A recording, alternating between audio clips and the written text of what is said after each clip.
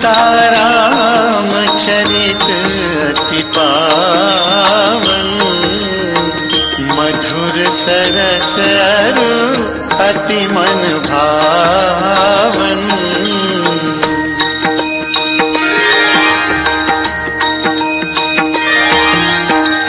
पुनि पुनि कितने वो सुने सुनाए, प्रिय की प्यार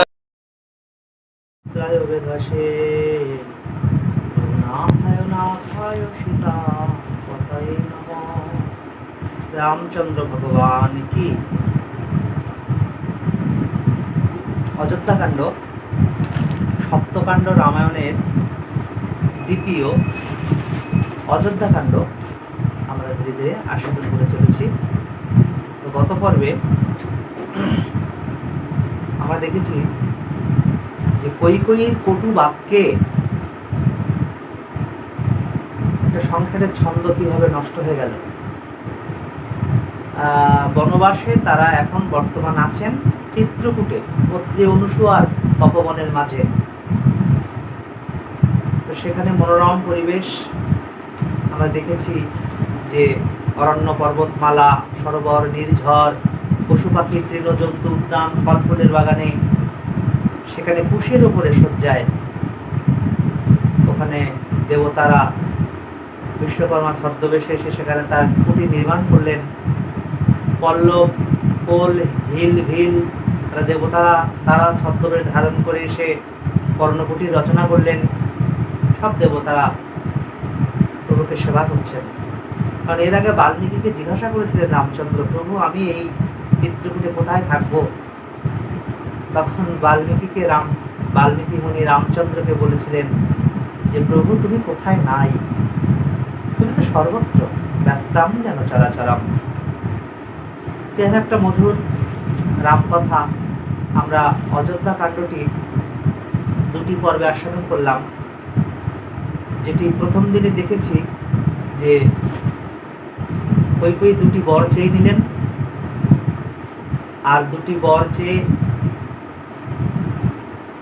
রামকে 14 বছর বনবাস এবং ভরতকে 14 বছর অযোধ্যার রাজা করালেন।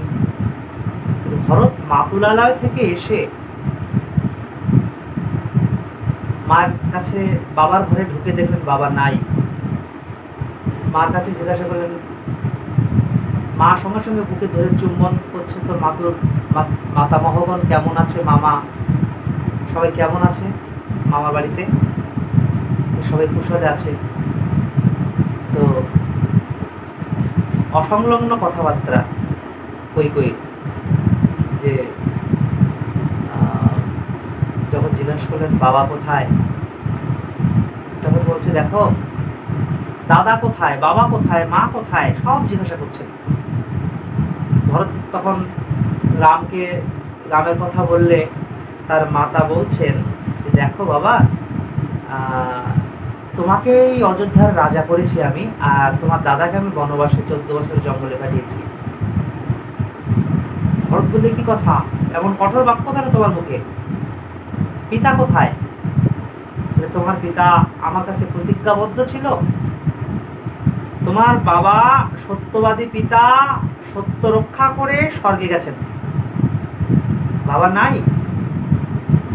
না ফেরার দেশে পাড়ি দিলেন বাবা, পড়ে গেলেন ভরত ভূমিতলে। মা কৌশল্যার ঘরে প্রবেশ করলেন। মা সব খুলে বললেন কৌশল্যা, যে তোমাদের রাজ্য সংসার নিয়ে থাকো, ভরত তুমি আমার রামের কাছে দিয়ে এসেছো চিত্রকূটে, সুমন্ত রেখে এসেছে সারথী মন্ত্রী। হ্যাঁ, আর তোমার বিমাতার এর আচরণে, তোমার মায়ের আচরণে আজকে তোমার পিতার স্ত্রী বশ, কাপুরুষ, এই উপাধি অযোধ্যায় থেকে গেল। যে দশরথ স্ত্রী বশ, দশরথের জন্য আজকে গোটা অযোধ্যা নগরী কলঙ্কিত হয়ে গেল, শুধু তোমার মাতা কৈকেয়ীর কারণে। তো এই সংসারে আর থাকবো না, তুমি তোমার মাকে নিয়ে রাজ্য ভোগ করো, আমাকে বাবা তুমি একটু রামের কাছে রেখে এসো। তো এইভাবে বশিষ্ঠ মুনি বললেন আর কালক্ষেপ নয়, যে তেলের মধ্যে নৌকায় বা চৌবাচ্চায় আরকে দেহটা, দশরথের দেহটা চুবিয়ে রাখা হয়েছিল যাতে দেহটা সংরক্ষিত থাকে, নষ্ট না হয়। তো সেখান থেকে ভরত খুব বিমর্ষ। শত্রুঘ্ন বলে, এই পুঁজির জন্য আমার সংসারের আগুন লেগে গেছে, পুঁজিকে তো প্রচণ্ড পেটাচ্ছেন। আর ভরত গিয়ে তার মাকে বলছে, ছি, তুমি আমার জন্ম দিয়েছিলে এমন একটা পাপিষ্টের গর্ভে, আমার পূর্বজন্মের কি ফল যে একটা পাপিষ্টার গর্ভে আমার জন্ম হলো। হায় হায় রে, হ্যাঁ, স্বামীকে মেরে তুমি 3 কুল মজালে, পরশুরামের মতো তোমাকে মনে হচ্ছে আমি কেটে ফেলি, কিন্তু না, রামদাদা তাহলে আমাকে তাড়িয়ে দেবে। পাপিয়সী, তুমি একটা, হ্যাঁ, স্বামীকে স্বামী হত্যাকারী তুমি। সরজুর পাড়ে দেহটা নিয়ে গিয়ে তার পিতার মৃতদেহ কর্পূর চন্দন দেবদারু কাষ্ঠে চিতা বশিষ্ঠমণির সঙ্গে থেকে মন্ত্র উচ্চারণের মাধ্যমে দাহন করলেন। আর প্রজা ব্রাহ্মণ দারিদ্রদের কিছু সম্পত্তি দান করলেন। তো তার পরপরই আমার দাদার কাছে যাব। রামদাদা কোথায়? মন্ত্রী, গুরুদেব, প্রজাবৃন্দ সবাইকে জানালেন, চলো আমরা রামদাদার পায়ে ধরে তাকে ফিরিয়ে নিয়ে আসবো, সকলে চলো। সবাই গেলেন, কিন্তু এদিকে কই এগোননি ভরতের ভয়ে। আর সবাই চলেছে, ব্রাহ্মণগণ একটা বহু রথে চতুরঙ্গ সেনাবাহিনী নিয়ে চলেছেন। পথঘাট সব পরিষ্কার করতে বললেন তার সৈন্যদের, কিভাবে প্রশস্ত পথ দিয়ে যাওয়া হবে, পথগুলো সব তৈরি করুক তারা জঙ্গলের ভিতর দিয়ে। সুমন্ত চিনিয়ে নিয়ে যাবে। কোনো রথে নারীগণ, মাতাগণ, ব্রাহ্মণগণ, এক রথে সুসজ্জিত রথে গুরুদেব আছেন, বশিষ্ঠমণি। সবাই চললেন ভরত রামদাদাকে ফিরিয়ে নিয়ে আসার জন্য। কিন্তু সীতা তো যেতে চাননি, সীতাকে যেতে দেওয়া হচ্ছিল না। কারণ সীতা কেন জঙ্গলে যাবে? যখন কৌশল্যা মাতার কাছে প্রণাম করতে গেলেন, বাবার কাছে আদেশ নিতে গেলেন, আদেশ নিয়ে, গুরুদেব বশিষ্ঠের আদেশ নিয়ে রাম চলেছেন। লক্ষণ বলল, প্রভু দাদা, যে তুমি সেই আমি, তুমি আমাকে ফেলে যাবে না। যেই তুমি সেই আমি, তোমার চরণ সেবা করার জন্য আমাকে পাশে নাও। ধনুর্বাণ গুছিয়ে নাও, চলো, আর কাল বিলম্ব নয়। তেমনি ভাবে জানকী সঙ্গে চলে এসছে। কেন? স্বামী বিনে আমার কিসের গৃহবাস, তোমার মুখ চেয়ে আমি সব কষ্ট ভুলে থাকবো প্রাণনাথ, আমাকে সঙ্গে নিয়ে চলো। রাম বোঝালেন, সেখানে হিংস্র জন্তু, সর্প, ব্যাঘ্র, এই ঠান্ডাই গরম, আর কাটার উপরে, কুশের উপরে থাকতে হবে, রাজসজ্জা নয়, কুশ, কাটাযুক্ত কুশ। তেমনি ভাবে সীতা বলে উঠলেন, নিজ নারী রাখতে আপনার এত ভয়? কেমন বীর আপনি? কত বন পর্বত, কত মুনি ঋষির সঙ্গে দেখা হবে, সাধু সঙ্গ হবে সেখানে, আমি যাব না? আমরা একসঙ্গেই থাকবো। আমি যে সহধর্মিনী। রাম আর কথা ফেলতে পারলেন না, তাকে পরানো হলো গাছের বাকল। অশ্রু জল সবাকার করে ছল ছল, কেমনে পরিবেশিতা গাছের বাকল। এহেন অবস্থায় কৈকেয়ী প্রণাম করতে গেলে রাম যখন অনুমতি নিতে যাচ্ছে কৈকেয়ীর কাছে, পাপিষ্ঠা কথা বলেনি।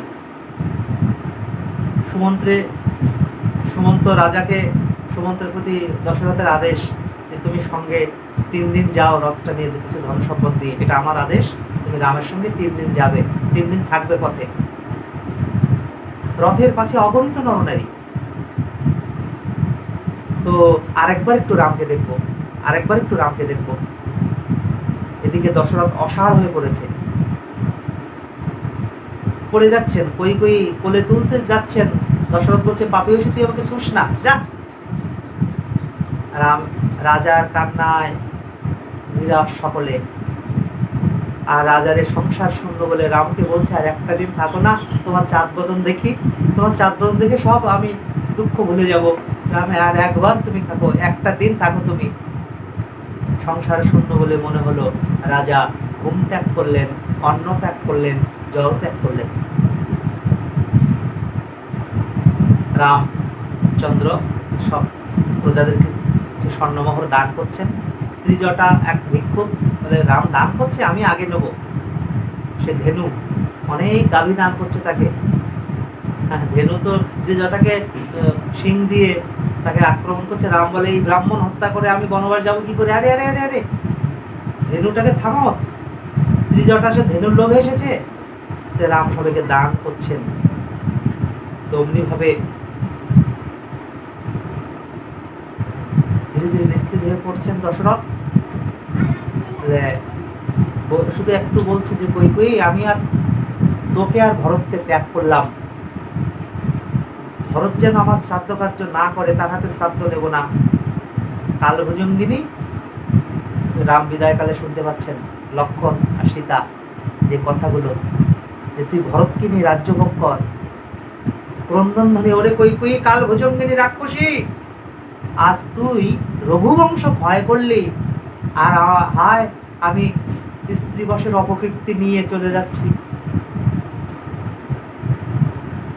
অশ্রুজল সবাকার করে ছলছল, কেমনে পরিবেশিতা গাছের বাকল।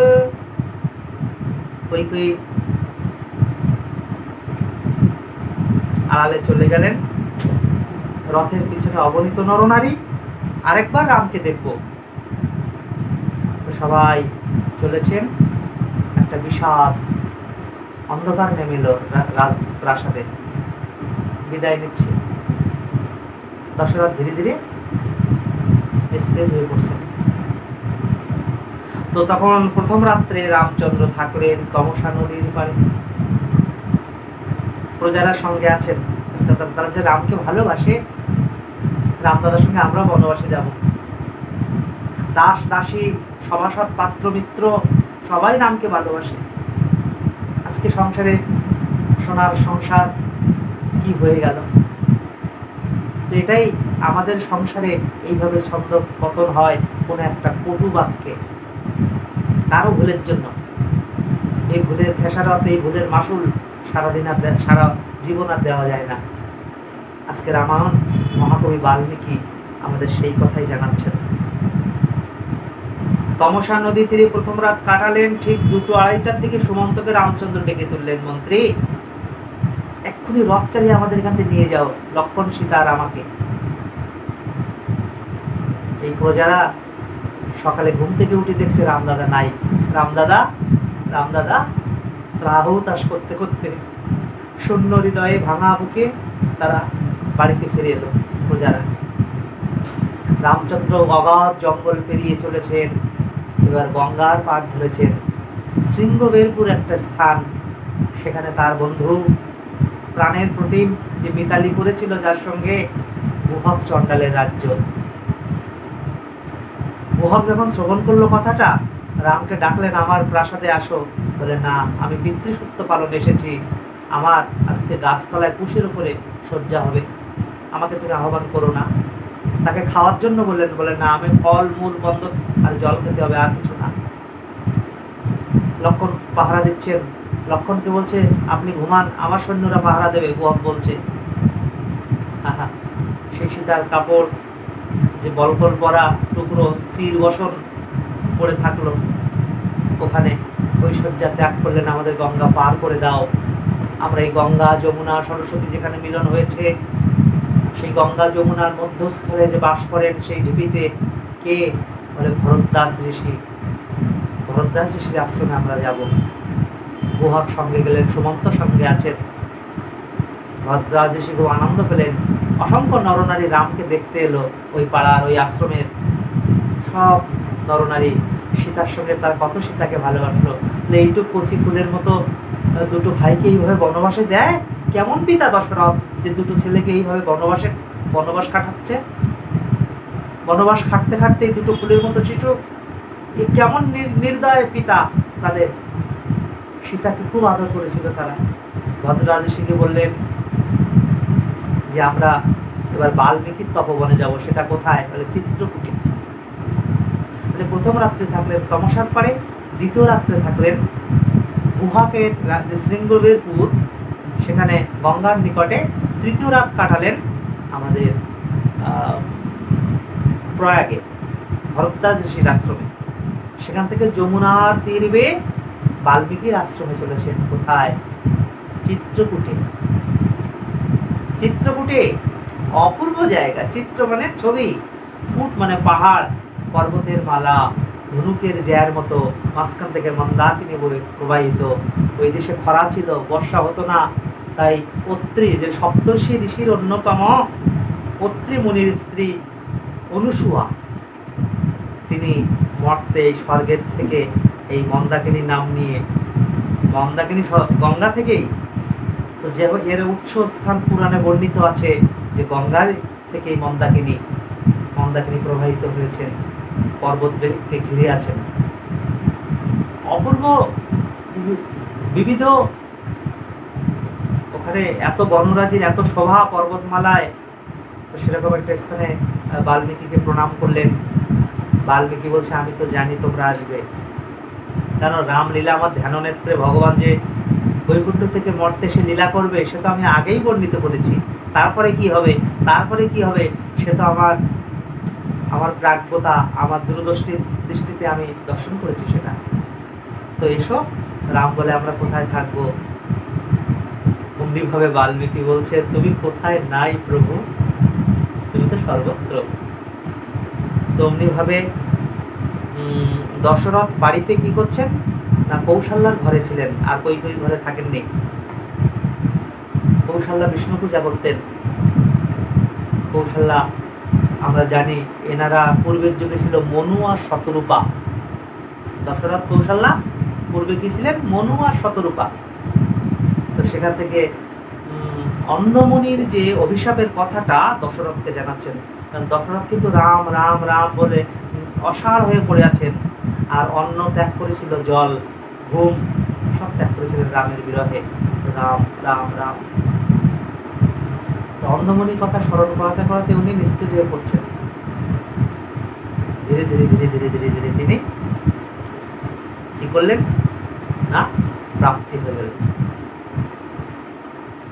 এই যেদিন প্রাপ্তি হয়ে যায়, দেহ ত্যাগ করে পরপারে চলে যান না ফেরার দেশে। ভরত মামার বাড়িতে তখন দুঃস্বপ্ন দেখেছিল যে বাড়িতে কোনো অঘটন ঘটছে। বশিষ্ঠ মুনি দূত পাঠালেন মামার বাড়ি যুধাজিৎ, যে কে কয় রাজ্য আনানো হলো। অমঙ্গল দেখছেন পথে, যখন বাড়ি ঢুকছে না, প্রজারা কথা বলছে না, এমন একটা চিত্র। তো দাহন করে পরের দিনে রামকে ফেরানোর জন্য ভরত সবাইকে নিয়ে, ব্রাহ্মণ, পাত্রমিত্র, সভাসদ, কৌশল্যা, গুরুদেব, মাতৃবর্গ সবাইকে নিয়ে দাদাকে দাহন কার্যের পরে দিনে বেরিয়ে পড়েছেন যে দাদা, তোমাকে ছাড়া আমি রাজ্য শাসন করবো না, হয় তুমি ফিরে এসো, তোমার বদলে আমি বনবাস করব, তুমি চলে এসো দাদা। হ্যাঁ, গুহা দেখছেন কে আসছে পেছনে, গুপ্তচর সংবাদ দিল, সৈন্যমন্ত্রী, অশ্বারোহী, গজারোহী, রথারোহী, পদাতিক কোনো একটা আক্রমণ করছে আমাদের রাজ্য।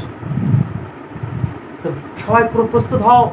গুহা সবাইকে ঘোষণা করলেন, দেখছে আর কেউ নয়, অযোধ্যা নরপতি দশরথের পুত্র ভরত। সবাই সমস্ত অস্ত্র উঠি ধরছেন।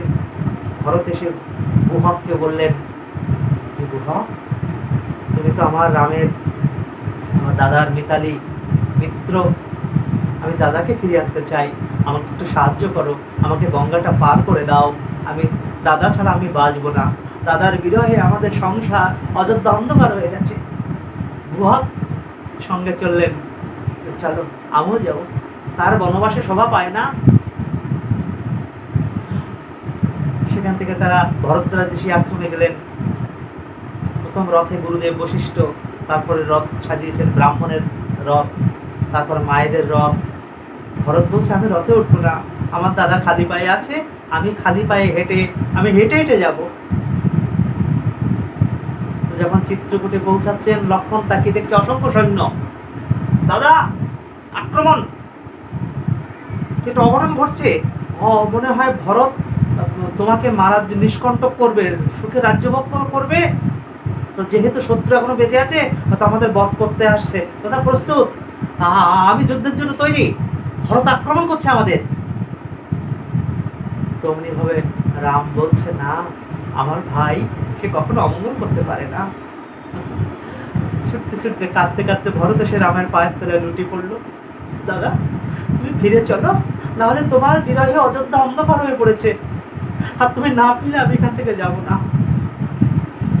রাম বললেন, দেখো ভরত, তুমি এখন প্রাজ্ঞ হয়েছে, বয়স হয়েছে, আমি পিতৃসত্য পালনের জন্য আমি বনে এসেছি।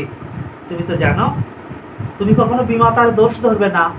আমি তোমাকে কটা কথা বলি, তোমার মায়ের দোষ ধরবে না তুমি। আর আমি বাবার ঋণ শোধ করার জন্য, পিতৃসত্য পালনের জন্য এসেছি এই জঙ্গলে। বশিষ্ঠ মুনি বললেন, রামচন্দ্র, তোমার পিতার নাই। কি বললেন? পিতা নাই? বলে না। তো অমনি ভাবে অনেক কথা তার পিতৃ তর্পণ করলেন, সে শ্রাদ্ধ যেটা। তো এখানে শ্রাদ্ধ তত্ত্ব বলতে গিয়ে বাল্মীকি রামায়ণে আমরা দেখেছি ওই চিত্রকূটেই মন্দাকিনী নদীর পাড়ে তিনি পিণ্ডদান করেছিলেন। তো এটা রামচরিত মানসেও সাক্ষ্য দেয়। কিন্তু আমাদের যে বঙ্গের ব্যাখ্যাদাতা যিনি কীর্তিবাস ওঝা, তিনি নতুন একটা রূপ দিলেন, যে না, ফল্গু নদীতে পিণ্ডদান করেছিলেন। ফল্গুটা বিহারে, ফল্গুটা আমাদের এখন অধুনা ঝাড়খণ্ড হয়েছে, গয়া, ফল্গু নদী। কিন্তু এখানে কিন্তু বাল্মীকি সেটা বলেননি। বাল্মীকি বলছে চিত্রকূটে মন্দাকিনী তীরে, কিন্তু বাঙালিদের এটা বোঝানো যাবে না, কারণ তাদের মজ্জায় রক্তে মিশে আছে যে পূর্বপুরুষ থেকে সবাই যাচ্ছে যে গয়ায় পিণ্ড দিয়েছিলেন ফল্গু নদীর পাড়ে। কিন্তু বাল্মীকিতে এখানে আদৌ বলেননি। তো সেখানে তর্পণ করলেন, যে ক্রিয়া পারলৌকিক কৃত্য। এবার সব জনকরাজা ছুটে এসছে, পরপরই জনকরাজা চলে এসছে। এসে এখানে সবাই চিত্রকূটে অনেক যারা তাপস, অত্রিমুনির বহু শিষ্য, মুনিগণ, ঋষিগণ সবাই ছুটে এসছে। ভরত কি করলেন? প্রস্তাব রাখলেন, দাদা, আমি তোমার পরিবর্তে বনবাস করবো, নাহলে অযোধ্যা অন্ধকার, তুমি ফিরে চলো। কৌশল্যা বলছে, রাম, আমি তোমার সঙ্গেই থাকবো এখানে। অনেকে অনেক রকম ঝড়, কিন্তু সমাধান কি হলো জানেন? রাম মর্যাদা পুরুষোত্তম, তার এতটুকু মর্যাদা পূর্ণ হতে দেন না তিনি। বশিষ্ঠ ডেকেছিলেন গুরুদেব, জনকরাজাও ডেকেছিলেন, ফিরে চলো, যার জন্য তুমি ঋণ খাটছো সে তো নাই আর। কিন্তু সত্যভ্রষ্ট হবেন না রাম, তাই সবাইকে জানালেন 14 বছর দেখতে দেখতেই কেটে যাবে, আপনারা সব গৃহে চলুন, আমরা নির্বিঘ্নে 14 বছর পরে বাড়িতে চলে যাব। 11 বছর এখানে ছিলেন চিত্রকূটে, যেখানে রামঘাট, গুপ্ত গোদাবরী, ভরতপুর, হনুমানধারা, হ্যাঁ, এখানে অপূর্ব একটা জায়গা। আপনারা যদি চিত্রকূটে যান, এটা প্রয়াগ থেকে প্রায় 150 কিলোমিটার দক্ষিণে, এলাহাবাদ থেকে। তো ওখানে চিত্রকূট যে মধ্যপ্রদেশ উত্তরপ্রদেশের এক সীমান্ত, অপূর্ব জায়গা। এর আগের নাম হলো কামতগিরি। কবি কালিদাস বর্ণনা করছেন, বা তুলসীদাস, কামতাপুরী বা কামতগিরি, যেটাকে আমরা অধুনা চিত্রকূট বলছি, কামতগিরি পর্বত বলা আছে। তো কিছুতেই হলো না, ফেরানো গেল না। তাহলে বলে, তোমার পায়ের তলায় পড়ে তোমার এই পাদুকা দুটো দাও, এই পাদুকা যদি আমার নয়ন পথে থাকে, তাহলে আমি রাজ্য শাসন করতে পারবো, পরিচালনা করতে পারবো। তাই রামের পাদুকা দুটো নিয়ে সেই খড়ম মাথায় রেখে দেবো বেদিকার করে। দাদা ফলমূল খাবে, বাকল পড়বে, আর আমি রাজপ্রাসাদে সুখে থাকবো না। এটাই হলো অযোধ্যা কাণ্ডের ভাতৃভক্তি। তিনিও কুশে ওপরে রত্ন বেদির উপরে রামের পাদুকা যুগল রাখলেন। কোথায়? নন্দীগ্রাম, অযোধ্যা থেকে অনেক দূরে, অরণ্যের মধ্যে এক নদীর পাড়ে। সেখানে বসে রাজ্য শাসন করবেন, রাজধানীতে বসে নয়। তো ওখানেই সভাসদবৃন্দ, পাত্র মিত্র সবাইকে নিয়ে ওখানেই তিনি এই রত্নবেদিকার উপরে পাদুকা যুগল দুটি রেখে নিচে, তার নিচে ওখানে কৃষ্ণ সার চর্ম রেখে তার উপরে তিনি কুশ বিছিয়ে সেখানে বসতেন, সেখান থেকে রাজ্য পরিচালনা করতেন। আর দাদাকে বলে এসেছিল যে 14 বছরে একদিন যদি অতিক্রান্ত হয় তাহলে আমি আগুনে ঝাঁপ দেবো, তুমি আমাকে আর দেখতে পাবে না। যেদিন 14 বছর পূর্ণ হবে সেই দিনই তোমাকে ঢুকতে হবে অযোধ্যা নগরে, একদিনও কালক্ষেপ করবে না তুমি। ভরত বলে দিয়েছিল, না হলে আমার মৃত্যু দেখবে এসে। তো এইভাবে রাম রাম রাম রাম রাম রাম রাম করে তিনি এইভাবে ভরত কি করলেন না রাজ্য পরিচালনা করছেন এই রামের পাদুকাকে তার শিরোধার্য করে। এটাই অযোধ্যা কাণ্ড। এই সরস কাব্য বাল্মীকির মধুরাতে মধুর সপ্তকাণ্ড রামায়ণ, আমরা 2টি কাণ্ড সমাপ্ত করলাম, আদিকাণ্ড, অযোধ্যা কাণ্ড। এবার আমরা নেক্সট অর্থাৎ অরণ্য কাণ্ডে প্রবেশ করব। অরণ্য কাণ্ডেতে ওখানে সীতাকে হরিল দশানন, মহারাষ্ট্রে যেতে হবে, দণ্ডকারণ্যে পঞ্চবটী নদী, গোদাবরী নদীর পাড়ে, যেখান থেকে আমরা শূর্পণখা, যে খর দূষণের সঙ্গে যুদ্ধ, এগুলো আমরা অরণ্যকাণ্ডে সীতা আর দশানন রাবণ হরণ করবেন, অরণ্যকাণ্ডে আমরা আস্বাদন করব। তো ভক্তবৃন্দ এখানে বিশ্রাম রাখি। আপনারা রাম নামে পাপ ধুয়ে যায়, রাম নাম এত পবিত্র, তাই না? বাল্মীকির কাব্যান্বিত সে যে রাম।